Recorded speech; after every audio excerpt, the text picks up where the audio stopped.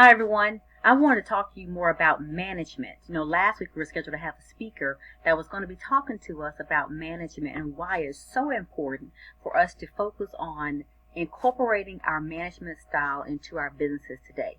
Now, some of you are really interested in starting a business, some are not. Either way, it is fine. But I know that many of you are interested in business and the concept of business. So how do you make sure you're managing effectively? Well, first of all, I want to share with you my perspective as it relates to business. Now, I have owned several companies here. Matter of fact, I've owned 5 companies.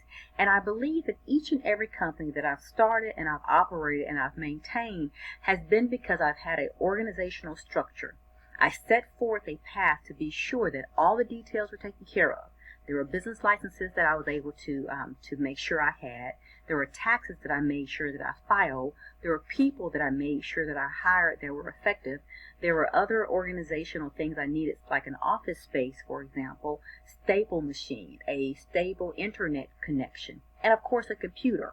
All of those things made it very easy for me to understand how important it is for me to manage effectively for my organization. Now, in order to do this, I realized that there are no cookie cutter formulas. Matter of fact, when I started this last business, Sky Connect Incorporated, I started with 3 services. I only wanted to do work in supply chain and procurement. I was very good at making sure that I was able to manage crisis communication strategies, and I was pretty good at managing social media and communication strategies. And so in doing so, that's how I started in 2013 after I left Alabama Power Company after 12 years. I wanted to stay relevant, I wanted to stay focused, and I wanted to stay in the business environment. So I kept my skill set based on what corporations would purchase. And so in doing so, I realized that companies wanted small businesses to be flexible, they wanted us to be able to be adaptable, and they wanted us to be able to work alongside with them where they didn't have to hire a lot of staff to do work. So I realized that was a strong suit for me, but I couldn't do it all myself. I had to manage effectively. So what is management? In my opinion, management is making sure that you're setting forth a plan of operation for your business, your company, and overall yourself. Because in order to be effective, all those things have to line up. Now, I will tell you, I have several things I want to leave with you, but I'm not going to spend a lot of time on all the details. But I wanted to tell you this is a small book called How Successful, if I can get it here, How Successful People Think. How Successful People Think. It's a John Well Maxwell book, and it's really focused on ensuring that you incorporate some of these principles. And so some of the things that I wanted to share with you were a couple. One is to how to discover the joy of creative thinking. You want to do this by removing creativity killers, things such as people around you that are not in your corner, who don't believe in your vision. You want to ask the right questions to be sure that you're doing a good job in your business. You want to develop a really creative environment so you can encourage creativity for high performance. You want to also think outside the lines and focus on innovation. What can you do better than anyone else? How do you make sure you do so? And so this gives you an opportunity to develop those creative skills as well. And you want to get out of the box and be able to think differently and think clearly.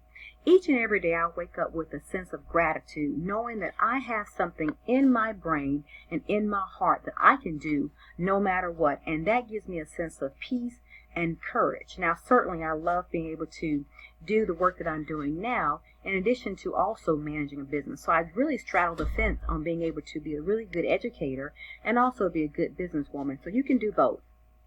Now, it also tells you on page 39 of this really dandy book here that realistic thinking minimizes the downside risk. Basically, actions always have consequences, so be careful of what you do. I also focus on giving a target and a game plan. It's important for me to do that. In addition to that, I want to create a foundation to build on. So there are many little tips in this book that I encourage you to pick up, because from a management standpoint, you first have to get your thinking right to get your actions moving forward. Now, there are a number of things associated with management. Management is hard.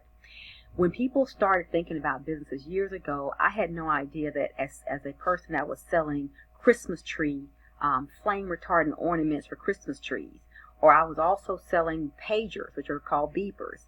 I was also selling Avon, and so I sold all these things, but didn't realize that having the ability to sell is a very strong skill to be able to manage your business effectively. If you can do that and you can take rejection and you can really manage it and get up every day and realize, hey, I can do this, you can be very successful in managing your business. It doesn't matter if you're a service provider or a product.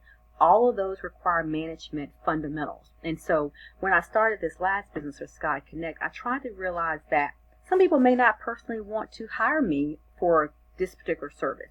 So I wanted to develop a product, something that they could turn me down, but they liked the product enough.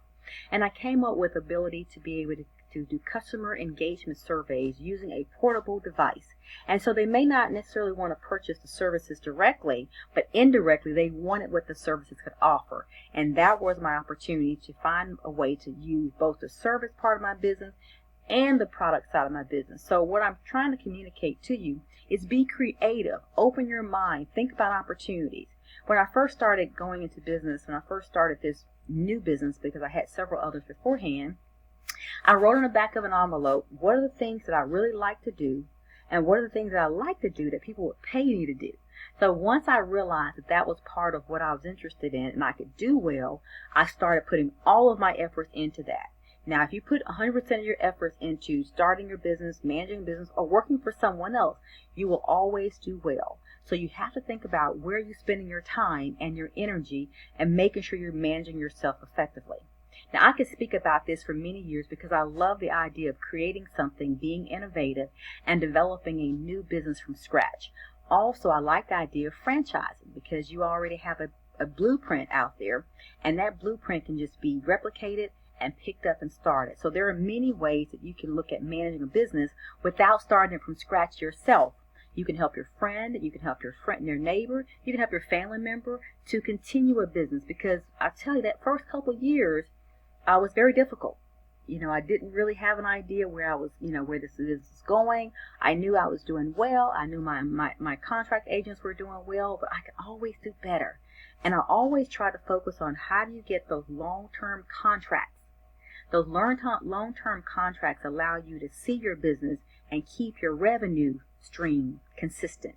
If you don't have a consistent revenue stream in your business, it's hard to manage it.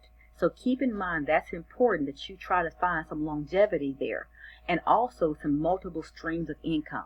So in other words, if you have a service part of your business, also have a product side of your business. So that way, no matter what the economy does, you always are in high demand.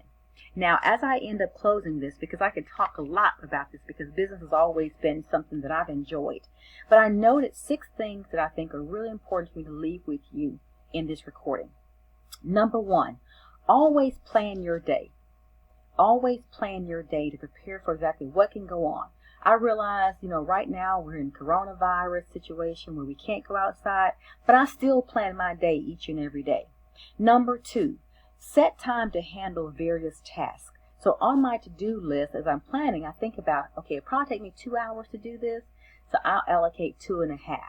And so I do that consistently to be sure that I'm not off on a tangent about what I'm trying to get accomplished.